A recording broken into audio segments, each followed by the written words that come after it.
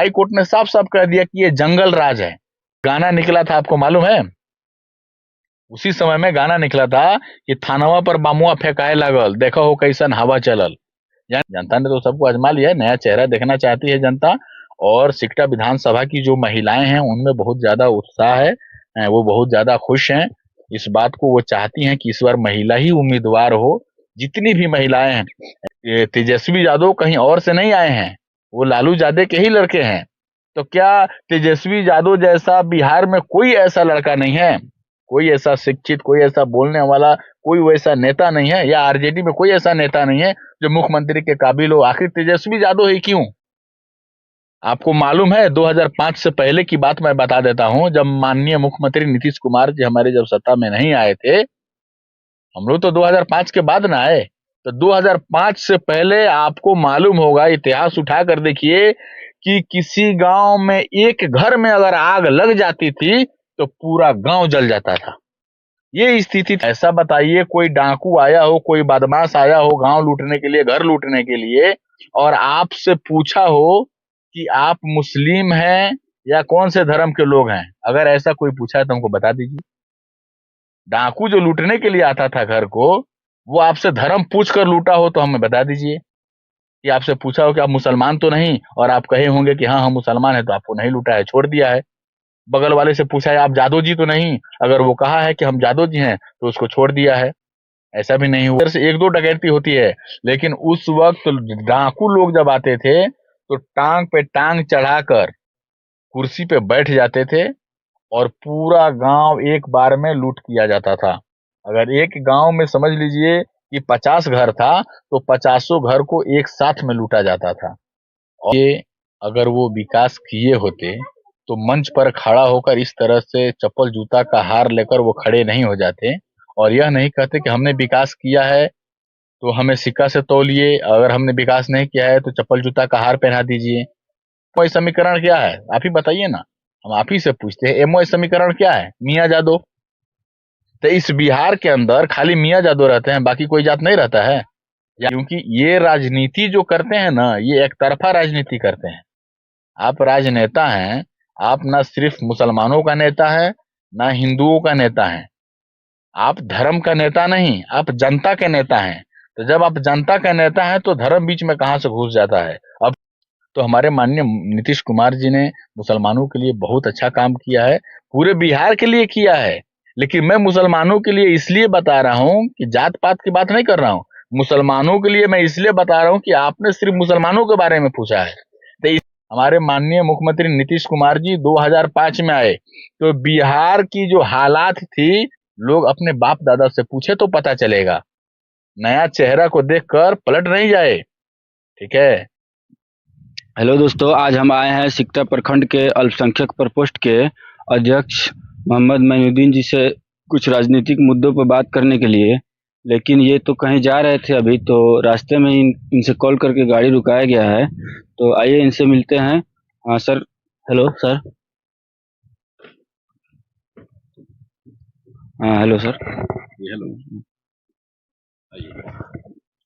थोड़ा कुछ राजनीतिक मुद्दों पे कोई कुछ 4-5 सवाल थे सर। जी बोलिए। जी। सर, सिकटा विधानसभा क्षेत्र के लोगों में यह उत्साह देखने के लिए मिल रहा है कि अब की बार महिला उम्मीदवार नेहा निसार, और सबसे ज्यादा सोशल मीडिया पर बिहार के प्रदेश सचिव नेहा निसार साहिबा छाई हुई हैं और बहुत ही एक्टिव हैं अपने क्षेत्र में। और इस बार सिकटा विधानसभा क्षेत्र से नेहा निसार साहिबा खुद मैदान में आ रही हैं, तो इस पे आप क्या कहना चाहेंगे? ये सवाल तो आपको नेहा निसार साहिबा से ही पूछना चाहिए था क्या, क्योंकि जब मैदान में वो आ रही हैं तो हमसे बेहतर तो वही बताएंगे ना। तो ये सवाल तो आपको उन्हीं से करना चाहिए था। ठीक है सर, ये सवाल मुझसे, लेकिन आप सिकटा के अल्पसंख्यक प्रकोष्ठ के प्रखंड अध्यक्ष भी हैं और जदयू जदयू के पार्टी से जुड़े हुए भी हैं, और उनके साथ आप भी बहुत एक्टिव हैं। तो मुझे जहाँ तक लगता है कि आपसे बात करने से कुछ। देखिए, सिकटा विधानसभा की क्षेत्र से नेहा निसार साहिबा तो खैर आ ही गई हैं, लेकिन मेन मुद्दा ये है कि टिकट किसको देगी पार्टी। तो टिकट के लिए भी अभी कंफर्म नहीं हुआ है। ये क्लियर है कि नेहा निसार साहिबा तो सिकटा विधानसभा से आ रही हैं। पार्टी अभी डिसाइड नहीं की है कि टिकट किसको देगी। टिकट का डिसीजन जब होगा उसके बाद ही पता चलेगा कि सिकटा विधानसभा से पार्टी किसको टिकट दे रही है। सिकटा विधानसभा से इलेक्शन कौन लड़ेगा, कौन नहीं लड़ेगा, ये तो पार्टी डिसाइड कर रही है। वहां से डिसाइड होने के बाद ही पता चलेगा कि सिकटा विधानसभा से इलेक्शन कौन लड़ेगा। नेहा निसार साहिबा जो हैं, तो ऐसे भी सिकटा विधानसभा की जो जनता है वो बदलाव देखना चाहती है। इससे पहले भी इससे पहले भी सिकटा विधानसभा की जो जनता है वो बदलाव देखना चाहिए, और बदलाव हुआ भी, काफी बदलाव हुआ। बदलने के बाद भी जो नेता है, जो वीरेंद्र गुप्ता जो विधायक बने, तो लोगों ने देख लिया, यहाँ की जनता ने देख लिया कि वो जनता के लिए क्या किए। तो इसलिए बदलाव भी जरूरी है, और जनता बदलाव भी चाहती है, नया चेहरा भी देखना चाहती है। और खुर्शीद आलम जो इससे पहले जो हारे हैं ये इलेक्शन में, तो ये तो साफ साफ क्लियर है, पार्टी को भी पता है कि पार्टी सिकटा विधानसभा से नहीं हारी है, यहाँ से कैंडिडेट हारा है। जनता यहाँ की जो है वो कैंडिडेट को हराई है। ये क्लियर है कि पार्टी यहाँ से नहीं हारी है, पार्टी भी अच्छा से जानती है। तो वो तो सोचना चाहिए कि दो दो मंत्रालय उनके पास था, गन्ना उद्योग विभाग के भी मंत्री थे, अल्पसंख्यक कल्याण विभाग के मंत्री थे, तो दो दो मंत्रालय हाथ में रहने के बावजूद भी आपको जनता नकार दिया, तो कहीं ना कहीं आपसे तो चूक हुई है। जनता के साथ में कहीं ना कहीं तो आप चूक किए हैं, तभी तो हार हुई है। और एक दो दो मंत्रालय जिसके पास हो, वो इलेक्शन में इस कदर हार जाए, ये बहुत बड़ी बात है। ये छोटी मोटी हार नहीं थी, ये बहुत बड़ी हार थी कि दो दो मंत्रालय आपके साथ में था, उसके बावजूद भी आपकी इस तरह से हार हुई कि तीसरे स्थान पे चले गए। टिकट लेने के बाद भी तीसरे स्थान पे चले गए, तो ये हार बहुत बड़ी हार थी, छोट मोट हार नहीं थी। और पार्टी उनको टिकट, मेरे ख्याल से जहां तक मुझे उम्मीद है मुझे जहां तक उम्मीद है कि पार्टी उनको टिकट नहीं देगी, क्योंकि वो सबसे पहला बात तो वो हारे हुए कैंडिडेट हैं। मुसलमान जो है सिकटा विधानसभा के, वो काफी भड़के हुए हैं उन पर, क्योंकि ये राजनीति जो करते हैं ना, ये एक तरफा राजनीति करते हैं। आप राजनेता हैं, आप ना सिर्फ मुसलमानों का नेता है, ना हिंदुओं का नेता है, आप धर्म का नेता नहीं, आप जनता के नेता हैं।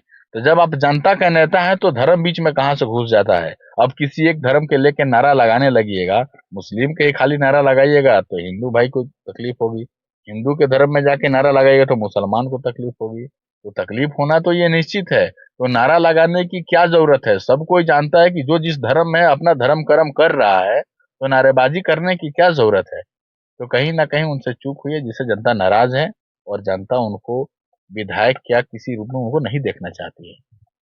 सर एक सवाल और था। जी बोलिए।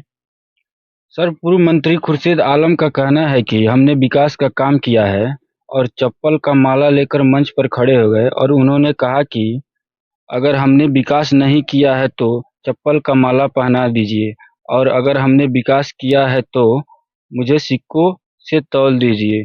तो क्या आपको लगता है कि विकास हुआ है?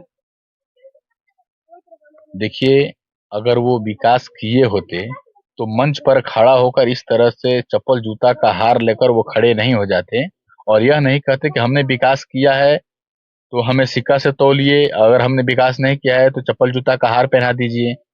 तो ये बात तो मंच पे कहने वाली थी ही नहीं। जब आप विकास करेंगे, तो विकास जब आप करेंगे तो जनता को बताने की जरूरत नहीं है, मंच पर खड़े होकर चिल्लाने की जरूरत नहीं है कि आपने विकास किया है। जनता खुद समझती है कि आपने विकास किया है। जब जनता के नजर में आप विकास करेंगे तो जनता आपको जरूर मौका देगी। उन्होंने विकास किया नहीं है, इतना ना विकास किया है कि थरवट में जाकर देखिए रोडों का क्या हाल है, रास्ता का क्या हाल है, वहाँ रोड का क्या हाल है। थरवट में जाकर देखिए कि रोड का क्या हाल है, ठीक से रोड नहीं है वहाँ। क्या विकास किया उन्होंने। जो मर्जादवा से माजर के पुल तक जो बेतिया जाने वाला जो रोड है, मेन रोड, वहां जाके जो ये मिलता है रोड मर्जादवा से, इस रोड का हालात जाकर देख लीजिए। गन्ना मंत्री थे ना वो। अभी तो इस रोड का बहुत ही हालत खराब जाइए, है। जाइए जाकर उस रोड का एक बार सर्वे कीजिए, उस रोड के बारे में देखिए, उसका वीडियो बनाइए, उस रोड का क्या हालत है। वो आज से थोड़ी है। तो आखिर उसमें बदलाव क्यों नहीं हुआ, उस रोड को क्यों नहीं बनवाए। उसी रोड की बात नहीं, और भी बहुत सारी बातें, अपना विकास किए वो, ठीक है, अपना उन्होंने अपना विकास किया है, इसमें कहीं से दो राय नहीं है। जनता का तो विकास कहीं से कोई नजर नहीं आ रहा है, अपना विकास उन्होंने किया है। सर एक और सवाल था। जी। सर राजद का सुप्रीमो लालू यादव एमवाई समीकरण के बारे में हमेशा बोलते आए हैं कि क्या एमवाई समीकरण आज भी बरकरार है? क्या मुसलमान वोट देंगे लालू यादव को? ये तो समझिए कि ये मुआई समीकरण की जहां तक बात है, तो जब तक ये मुसलमानों को बेवकूफ बनाए तब तक बनाए, या और भी जितने भी लोग हैं, जितने भी जनता है हमारे बिहार के, तो जब तक वो बेवकूफ बनाना था तब तक बेवकूफ बनाए। अब बेवकूफ बनाने से काम नहीं चलेगा, क्योंकि जनता बहुत बहुत अच्छा से, बहुत बढ़िया से समझ चुकी है कि उनकी नीति क्या है, उनकी राजनीति क्या है। जनता बहुत अच्छा से समझ चुकी है। एमओआई समीकरण क्या है, आप ही बताइए ना। हम आप ही से पूछते हैं, एमओआई समीकरण क्या है? मियाँ जादव। तो इस बिहार के अंदर खाली मियाँ जादव रहते हैं, बाकी कोई जात नहीं रहता है? यानी अगर आपको नेता बनाया जा रहा है, आप नेता हैं, इस बिहार के मुख्यमंत्री जनता बनाई थी आपको, 3-3 बार मौका मिला ना। तो 3-3 बार जब जनता ने उनको मौका दिया, तो एमओआई समीकरण के लिए मौका नहीं दिया। एमओआई समीकरण बनाइए, एकदम खुलेआम एमओआई समीकरण का नाम लीजिए, इसलिए जनता आपको मौका नहीं दिया था। जनता का आप नेता थे, ना जादव का नेता थे और ना मुस्लिम का नेता थे। लेकिन आपने तो यहाँ सीधे बंटवारा ही कर दिया, जात पात को बांट दिया कि एमओआई समीकरण, यानी मियाँ जादव एक है। मियाँ जादव का जो समीकरण है ये टूटने वाला नहीं है, यानी मियाँ जादव का जो वोट है वो एकदम रखा हुआ है। ये सब गलतफहमी है। जब लोग उनको वोट देते थे तो इसलिए वोट नहीं देते थे कि वो मियाँ हैं या वो जादव हैं, इसलिए वोट लोग नहीं देते थे। लोग उनके डर से, दहशत से वोट देते थे। हाई कोर्ट ने साफ साफ कह दिया कि ये जंगल राज है। हाई कोर्ट ने इस बात को कह दिया, ये बिहार नहीं, ये जंगल राज है। हाई कोर्ट ने भी इस बात को कह दिया। तो कहीं ना कहीं ये सच्चाई है कि लोग अब झांसे में नहीं आने वाले हैं। जब तक लोग झांसे में आए, जब तक लोग डरे सहमे, तब तक उनको वोट दिए। राजी खुशी से जनता उनको वोट नहीं दी। जब जनता को समझ में आया कि हम लोग भरम में हैं, हम लोग धोखे में पड़े हुए हैं, तो जनता ने उनको नकार दिया। और एक बार दो बार नहीं, 4 बार नकार दिया। 20 साल सीधे सत्ता से बाहर कर दिया। क्यों? क्योंकि जनता समझदार हो गई, लोग समझ गए, समझदार हो गए, इसलिए उनको नकार दिया। और एमओआई समीकरण का जहां तक मामला है, तो एमओआई समीकरण कुछ नहीं है, समझ गए ना। पहले थी, ना अब है, ना कभी रहेगी। तो यही लोग तो देते थे जिनकी सरकार थी, जिनकी सत्ता थी। दिन दहाड़े हत्या हो जाता था, लोग दोपहर के वक्त धूप में बाहर नहीं जाते थे। शाम के वक्त जब 4 बज जाए, 5 बज जाए, 6 बज जाए, तो लोग घर से बाहर नहीं जाते थे। जंगल राज कहा जाता था। औरतें घास के लिए जाती थी तो देखती थी कि लाश कहीं पड़ा हुआ है। लोग बाहर जाते थे तो देखते थे रोड पर सुला दिया गया है। अब तो घर एक दो डकैती होती है, डकैती आज भी होती है, एक दो डकैती होती है कहीं पे, कहीं किसी का घर लूट गया या कुछ लूट लिया गया, तो इस तरह से एक दो डकैती होती है। लेकिन उस वक्त डाकू लोग जब आते थे तो टांग पे टांग चढ़ाकर कुर्सी पे बैठ जाते थे और पूरा गांव एक बार में लूट किया जाता था। अगर एक गांव में समझ लीजिए कि 50 घर था, तो 50 घर को एक साथ में लूटा जाता था। और खाली धन ही नहीं, धन के साथ धर्म भी लूटा जाता था। बहु बेटियों की इज्जत से भी खेला जाता था। ये किसी से छुपा हुआ है? ये बताने की जरूरत है? ये बताने की भी जरूरत नहीं है, सब लोग जानते हैं। अब के जो नौजवान हैं वो इस बात को शायद नहीं जानते हैं, तो वो अपने बाप दादा से पूछे कि 2005 से पहले हमारे माननीय मुख्यमंत्री नीतीश कुमार जी 2005 में आए, तो बिहार की जो हालात थी, क्या हालात थी, लोग अपने बाप दादा से पूछे तो पता चलेगा। नया चेहरा को देखकर पलट नहीं जाए, ठीक है। ये तेजस्वी यादव कहीं और से नहीं आए हैं, वो लालू यादव के ही लड़के हैं। तो क्या तेजस्वी यादव जैसा बिहार में कोई ऐसा लड़का नहीं है, कोई ऐसा शिक्षित, कोई ऐसा बोलने वाला, कोई वैसा नेता नहीं है, या आरजेडी में कोई ऐसा नेता नहीं है जो मुख्यमंत्री के काबिल हो? आखिर तेजस्वी यादव ही क्यों? आखिर तेजस्वी यादव ही मुख्यमंत्री के चेहरा क्यों? क्योंकि ये जो पार्टी है, ये परिवारवाद पार्टी है। लालू यादव की जो पार्टी है वो परिवारवाद पार्टी है। बस इतना जानिए कि एमओआई समीकरण कुछ नहीं है। मुसलमान खुद घृणा करते हैं, ठीक है।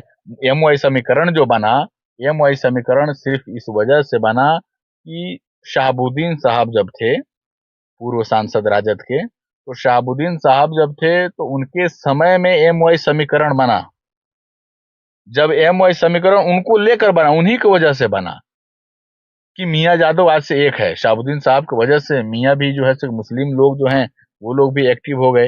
यहाँ जहाँ शहाबुद्दीन साहब हैं वहीं पे हम लोग भी वोट डालेंगे, मुसलमानों की सपोर्ट होगी, मुसलमानों की मदद होगी। तो मुसलमानों को तो कोई मदद हुई नहीं स्पेशल, जो हुआ सबके साथ हुआ। ऐसा बताइए कोई डाकू आया हो, कोई बदमाश आया हो गांव लूटने के लिए, घर लूटने के लिए, और आपसे पूछा हो कि आप मुस्लिम हैं या कौन से धर्म के लोग हैं, अगर ऐसा कोई पूछा है तो हमको बता दीजिए। डाकू जो लूटने के लिए आता था घर को, वो आपसे धर्म पूछ कर लूटा हो तो हमें बता दीजिए। कि आपसे पूछा हो कि आप मुसलमान तो नहीं, और आप कहे होंगे कि हाँ हम मुसलमान हैं, तो आपको नहीं लूटा है, छोड़ दिया है। बगल वाले से पूछा है आप जादव जी तो नहीं, अगर वो कहा है कि हम जादव जी हैं तो उसको छोड़ दिया है। ऐसा भी नहीं हुआ है। तो वो लोग ना धर्म पूछते थे ना कुछ पूछते थे, गरीबी अमीरी कुछ नहीं, जिसको चाहा उसको लूट लिया। तो फिर भाई एमवाई समीकरण रहा कहाँ? मुसलमान को भी लूटा जाता था, हिंदू को भी लूटा जाता था, जादव को भी लूटा जाता था। क्या? तो एमवाई समीकरण कुछ नहीं है। ठीक है, जनता बहुत अच्छा से समझ गई है। जादव खुद उनका वोटर नहीं है।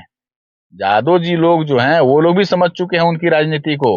तो इस बार जो बिहार में वोट पड़ेगा या अपना सिकटा विधानसभा में, जो मेरे सिकटा विधानसभा में वोट गिरेगा, ये जाति के नाम पर नहीं कि लालू यादव हमारे जात है और हम यादव हैं तो हम उन्हीं को वोट डालेंगे। जाति के नाम पर नहीं, विकास के नाम पर वोट होगा।